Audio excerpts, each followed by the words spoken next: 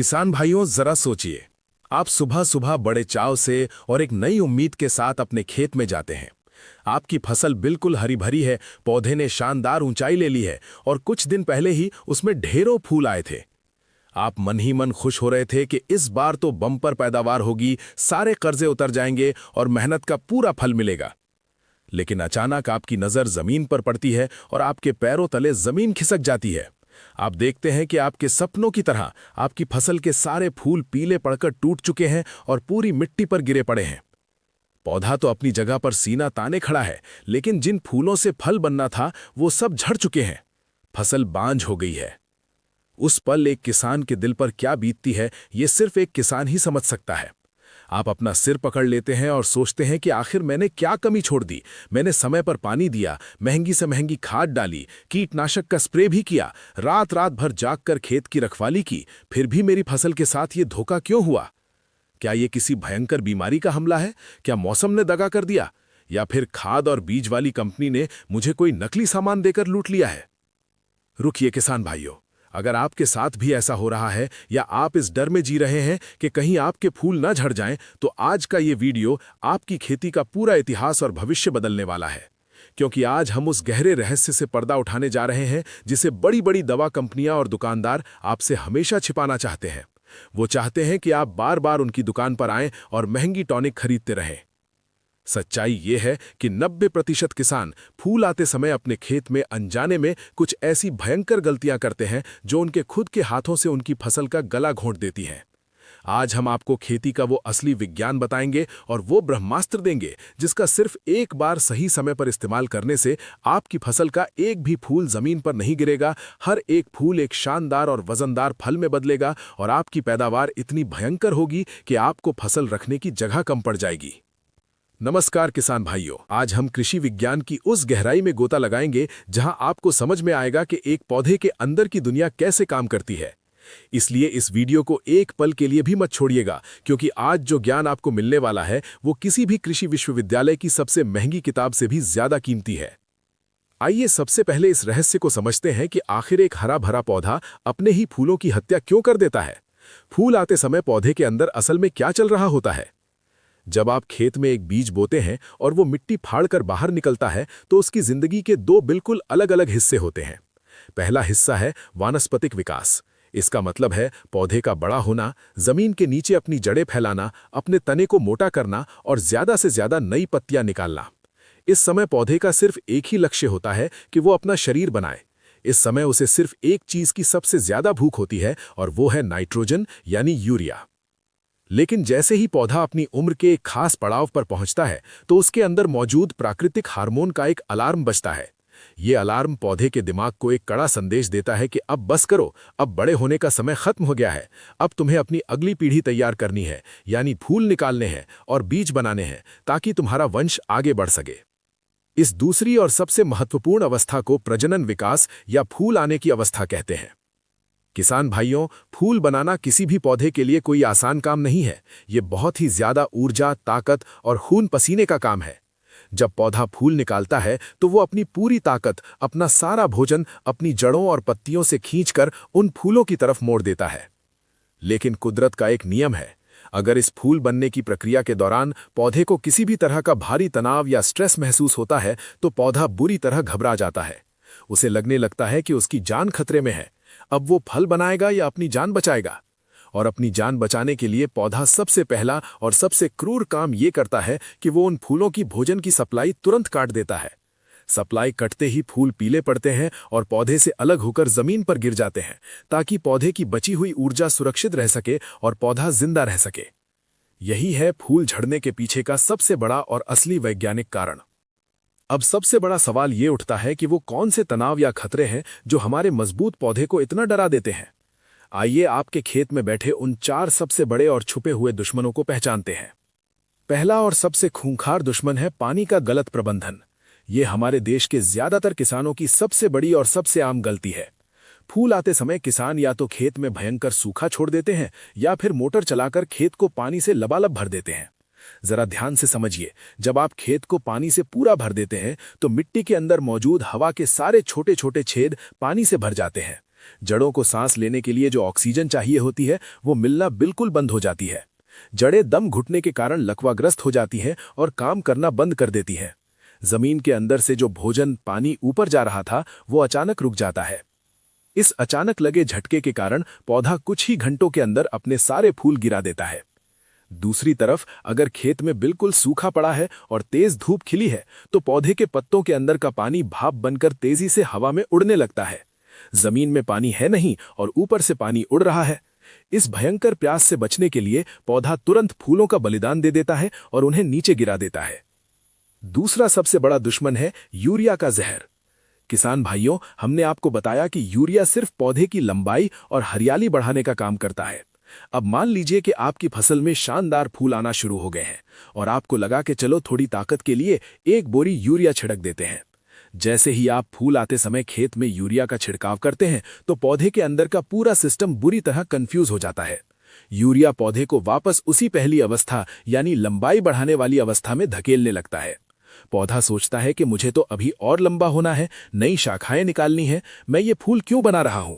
और इस भारी कंफ्यूजन में वो सारे फूलों को गिराकर फिर से नई पत्तियां और कल्ले निकालना शुरू कर देता है। इसलिए एक बात गांठ बांध ले, फूल आते समय यूरिया आपकी फसल के लिए एक मीठे जहर के समान है। तीसरा दुश्मन है मौसम का भयंकर उतार चढ़ाव। जब दिन का तापमान अचानक बहुत ज्यादा बढ़ जाए, लू चलने लगे या फिर रात का तापमान अचानक बहुत नीचे गिर जाए और पाला पड़ने लगे तो फूलों के अंदर मौजूद परागकण या पॉलिन ट्यूब बुरी तरह झुलसकर मर जाते हैं। परागकण वो सूक्ष्म चीज है जिससे नर और मादा का मिलन होता है और एक फूल फल में बदलता है।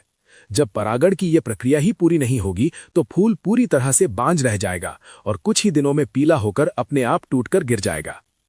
चौथा और सबसे खतरनाक दुश्मन है मिट्टी में सूक्ष्म पोषक तत्वों की भारी कमी, खासकर बोरॉन नाम के तत्व की कमी। हम किसान अपने खेत में सिर्फ डीएपी, यूरिया और पोटाश के कट्टे डालते रहते हैं, लेकिन जब फूल खिलता है तो उस फूल को पौधे की टहनी के डंठल के साथ मजबूती से चिपकाकर रखने के लिए एक बहुत ही खास तत्व की जरूरत होती है जिसका नाम है बोरॉन। बोरॉन एक कुदरती फेविकॉल या गोंद है जो फूल की पकड़ को मजबूत बनाता है। इसके अलावा बोरॉन नर परागकण को मादा तक पहुंचाने के लिए एक नलिका निर्माण करता है। अगर आपकी मिट्टी में बोरॉन की कमी है तो चाहे आप कितनी भी अच्छी खाद डाल लें, आपके फूल झड़ने से कोई नहीं रोक सकता। अब हम इस मास्टर क्लास के सबसे महत्वपूर्ण और आखिरी हिस्से में आ गए हैं। अब हम जानेंगे कि हमें अपने खेत में कौन सा इलाज करना है, कौन सा ब्रह्मास्त्र चलाना है ताकि एक भी फूल नीचे न गिरे। हम इस अचूक इलाज को 3 अलग अलग चरणों में समझेंगे ताकि आप इसे अपनी खेती में आसानी से उतार सकें। पहला चरण है फूल आने से ठीक पहले की शानदार तैयारी। जब आपको लगे कि आपकी फसल में 10 से 15 दिन बाद फूल आने वाले हैं, तब आपको अपने खेत को इस महायुद्ध के लिए तैयार करना है। इस समय पौधे को नाइट्रोजन बिल्कुल नहीं चाहिए, बल्कि उसे फास्फोरस और पोटाश की बहुत ज्यादा जरूरत होती है। फास्फोरस जड़ों को मजबूत करेगा और फूलों की संख्या बढ़ाएगा, जबकि पोटाश फूलों के आकार को बड़ा और चमकदार बनाएगा। इसके लिए आपको बाजार से NPK 05234 लेकर आना है। इसमें 52% शुद्ध फास्फोरस और 34% पोटाश होता है। 1 किलोग्राम NPK 05234 को लगभग 150 से 200 लीटर साफ पानी में घोलकर प्रति एकड़ के हिसाब से अपनी फसल पर स्प्रे करना है। और रुकिए, इस स्प्रे में आपको एक चीज और मिलानी है और वो है बोरॉन 20%। 1 ग्राम से लेकर 1.5 ग्राम बोरॉन प्रति 1 लीटर पानी के हिसाब से उसी NPK वाले घोल में मिला लें। ये स्प्रे आपकी फसल के लिए एक ऐसा फौलादी फाउंडेशन तैयार करेगा कि फूल पौधे से लोहे की तरह चिपक जाएंगे और मौसम की छोटी मोटी मार उनका बाल भी बांका नहीं कर पाएगी। दूसरा चरण है फूल खिलने के समय बढ़ती जाने वाली भयंकर सावधानियां। जब आपके खेत में 40 से 50% फूल पूरी तरह खिल चुके हों, तब आपको अपने हाथ बांध लेने हैं और 3 काम भूल कर भी नहीं करने हैं। पहला काम, इस समय कोई भी तेज और कड़क कीटनाशक या फफूंदनाशक का स्प्रे बिल्कुल न करें। इन केमिकल की तेज गंध और इनकी गर्मी से मधुमक्खियां और दूसरे मित्र कीट आपके खेत से भाग जाते हैं। आपको पता होना चाहिए कि मधुमक्खियां ही एक फूल से दूसरे फूल पर बैठकर परागण का काम करती हैं। अगर वो आपके खेत में नहीं आएंगी तो फूल कभी फल में नहीं बदलेगा और सीधा जमीन पर गिरेगा। दूसरा काम, जैसा कि हमने पहले बताया, खेत में यूरिया का एक दाना भी गलती से नहीं गिरना चाहिए। तीसरा काम, खेत में बहुत भारी और गहरी सिंचाई नहीं करनी है। खेत में सिर्फ एक हल्की नमी बनाकर रखनी है ताकि जड़ों को सांस लेने के लिए हवा भी मिलती रहे और प्यास बुझाने के लिए पानी भी। तीसरा चरण है इमरजेंसी और सबसे पक्का इलाज। अगर आपने सब कुछ सही किया है लेकिन फिर भी अचानक मौसम बहुत खराब हो गया, भयंकर आंधी आ गई या किसी और भारी तनाव के कारण फूल तेजी से झड़ने लगे हैं, तो अब आपको सीधा प्लांट ग्रोथ रेगुलेटर यानी प्लांट हार्मोन का ब्रह्मास्त्र चलाना होगा। इसके लिए कृषि विज्ञान की सबसे अचूक, सबसे पुरानी और सबसे सस्ती दवा है अल्फा नेफ्थाइल एसिटिक एसिड। बाजार में ये बायर कंपनी के प्लानोफिक्स के नाम से हर जगह आसानी से मिल जाती है। ये एक सिंथेटिक ऑक्सिन हार्मोन है। जब आप इस प्लानोफिक्स का स्प्रे करते हैं तो ये फूल और पौधे की टहनी के बीच में एक ऐसी मजबूत परत बना देती है जो फूल को किसी भी हाल में टूटकर नीचे गिरने ही नहीं देती। फूल वहीं का वहीं जम जाता है। लेकिन किसान भाइयों, एक बहुत बड़ी चेतावनी सुन लीजिए। इस प्लानोफिक्स दवा का डोज बहुत ही ज्यादा खतरनाक और अति संवेदनशील है। अगर आपने पैदावार के लालच में आकर इसे डिब्बे पर लिखी मात्रा से थोड़ा सा भी ज्यादा डाल दिया तो ये आपकी पूरी हरी भरी फसल को बुरी तरह जला देगी और सारे फूल एक ही रात में राख होकर नीचे आ जाएंगे। इसकी बिल्कुल सही और सटीक मात्रा है सिर्फ 4 से 5 ml प्रति 15 लीटर पानी की स्प्रे टंकी। ध्यान से सुनिए, सिर्फ 4 से 5 ml, यानी 1 लीटर पानी में 1 बूंद से भी कम। इसे कभी भी दोपहर की कड़ी धूप में स्प्रे न करें। हमेशा शाम के समय जब सूरज ढल रहा हो या सुबह जल्दी स्प्रे करें जब खेत की मिट्टी में अच्छी नमी मौजूद हो। अगर आपकी फसल पर बहुत ज्यादा गर्मी, लू या अचानक बेमौसम बारिश का भारी तनाव आ गया है तो आपको हार्मोन की जगह अमीनो एसिड का स्प्रे करना चाहिए। अमीनो एसिड इंसान को चढ़ने वाली ग्लूकोज की बोतल की तरह काम करता है। ये तुरंत पौधे की नसों में जाकर उसे ताकत देता है, उसे तनाव से बाहर निकालता है और फूलों को सूखने से बचाता है। बाजार में आपको सिंजेंटा कंपनी का इसाबियन या कोई और अच्छी कंपनी का बढ़िया अमीनो एसिड टॉनिक मिल जाएगा। इसे आप 30 से 40 ml प्रति 15 लीटर पानी की टंकी में मिलाकर स्प्रे कर सकते हैं। और अगर आप हमारे वो किसान भाई हैं जो पूरी तरह से जैविक खेती करते हैं या खतरनाक रसायनों से अपनी मिट्टी को बचाना चाहते हैं, तो आपके लिए समुद्री घास का अर्क सबसे बेहतरीन और सुरक्षित उपाय है। इफ्को कंपनी की सागरिका या पीआई इंडस्ट्रीज की बायोवीटा इसके सबसे शानदार उदाहरण है। इनमें कुदरती रूप से वो सारे प्राकृतिक हार्मोन होते हैं जो बिना किसी साइड इफेक्ट या नुकसान के फूलों को मजबूती से पकड़कर रखते हैं। इसे भी आप 30 से 40 ml प्रति 15 लीटर पानी में इस्तेमाल कर सकते हैं। सब्जियों की खेती करने वाले किसान भाइयों के लिए एक विशेष सलाह है। टमाटर, मिर्च और बैंगन जैसी फसलों में फूल एक बार में नहीं आते बल्कि लगातार आते रहते हैं। इसलिए इन फसलों में हर 15 से 20 दिन के अंतर पर बोरॉन 20% का एक हल्का स्प्रे बहुत जरूरी है। और अगर दलहनी फसलें जैसे चना या सोयाबीन है तो इनमें फूल आते समय भूलकर भी पानी न लगाएं, वरना पौधा फूल गिराकर नई शाखाएं निकालने लगेगा। किसान भाइयों, खेती कोई किस्मत या जुए का खेल नहीं है, ये एक पूरा का पूरा विज्ञान है। आज इस लंबी मास्टर क्लास में हमने बहुत गहराई से समझा कि फूल झड़ने के पीछे की असली जड़ क्या है।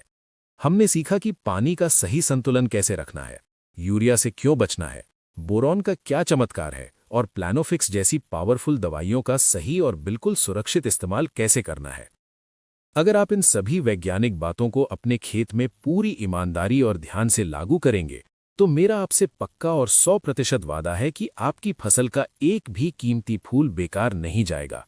हमेशा से यही एक प्रयास रहा है कि हम आपको सिर्फ आधी अधूरी और सतही जानकारी न दें, बल्कि आपको एक पूरी तरह से जागरूक, समझदार और वैज्ञानिक किसान बनाएं, ताकि कोई भी दुकानदार या कंपनी आपको बेवकूफ न बना सके।